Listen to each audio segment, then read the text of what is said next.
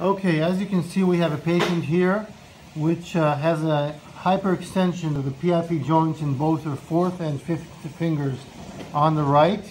As you will see in a moment, she cannot flex and make a fist. Okay, you will see that she has a problem making a fist. She has a swan neck deformity and she cannot actively fold her fourth and fifth fingers during the flexion. Once again, the patient is showing us her hand.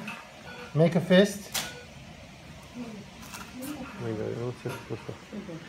Now you can see that this is her right hand, and we are asking her to make a fist. You can see that she is actively trying to fold her fourth and fifth fingers, and they both clench down, and she is not able to fold them completely. What we'll be performing is a Bekenbaugh transfer to actually alleviate this condition.